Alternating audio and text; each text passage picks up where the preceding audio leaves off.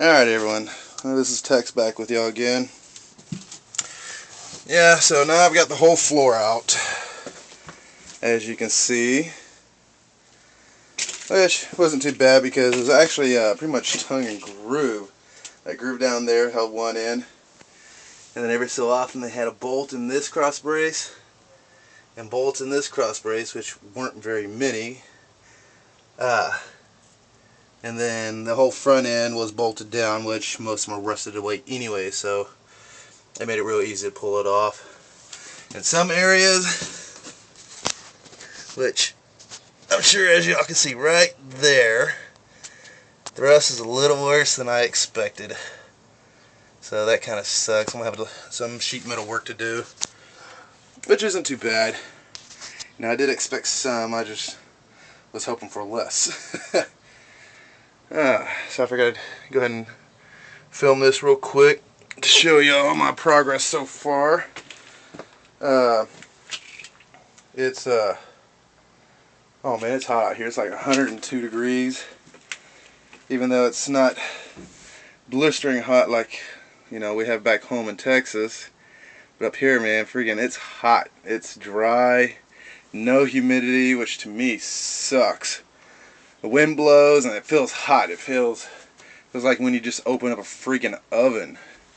I mean, it is insane. I don't see how people can deal with this dry heat. It sucks. I miss the humidity. At least then when the wind blows, it feels cool. Up here, because of the no humidity and the hot air, you can't even stand in the shade and cool off. Alright, so my next move actually is to tear all of this tongue and groove old wood off the walls here.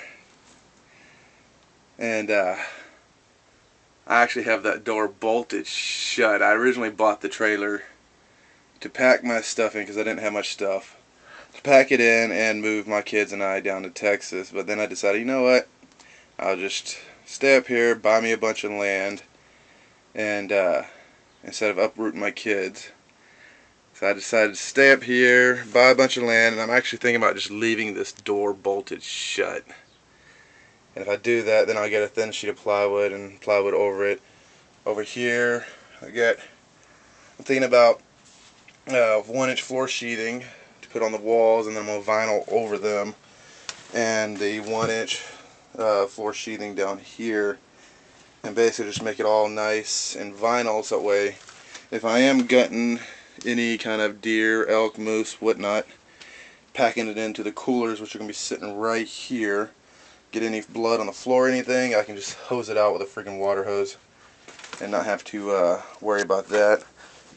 But with that in mind, the beds will have to be made waterproof, the way when I'm hosing it out, I'm not getting any water down at my guns or my fishing poles. The actual mattresses on the beds themselves will more than likely just be the air up style that you normally get for camping, which honestly to me are pretty comfortable.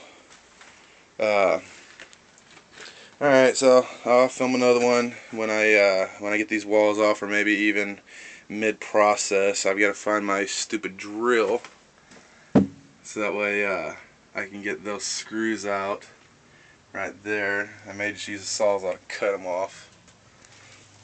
I'm not even worrying about cleaning that out just yet, but I will eventually get around to that. Oh man, you see all that nice new wiring I did right there. Like when I first bought it, this thing did not have trailer lights at all. Nothing worked. Trailer brakes did not work. I replaced the rear axle brakes. They're all brand new from the hub out. I mean, everything on it's brand new.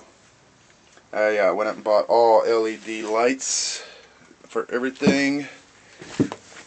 You see the top, barely see the top marker lights up there. Those are LED tail light.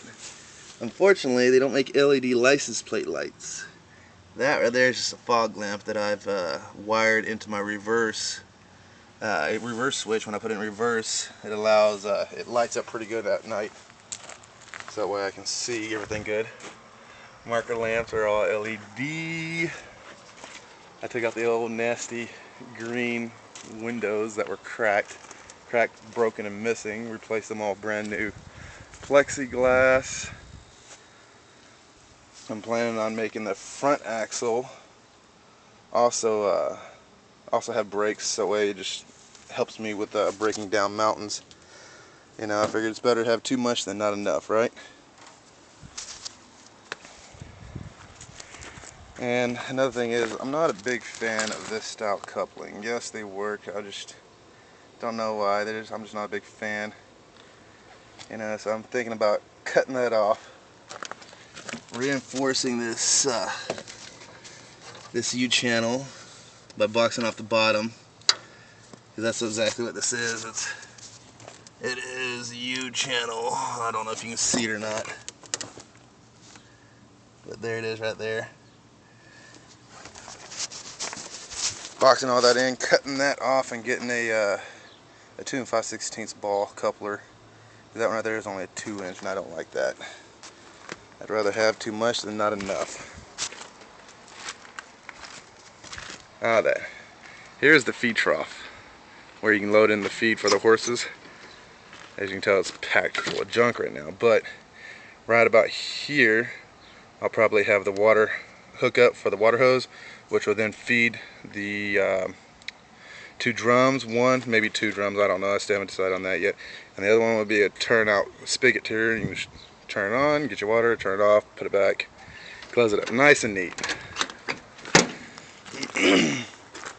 And then of course everything will be painted in camouflage to help break up the silhouette. And not only that, but you know, I'm ex-Army myself, you know, so yeah, I'm kind of fond of olive drab. Alright guys, thanks. If you haven't already, please subscribe. Give me all the comments y'all want. Good, bad, I don't care. You know what? Even the bad comments still give good ideas. Alright man, thanks. Bye.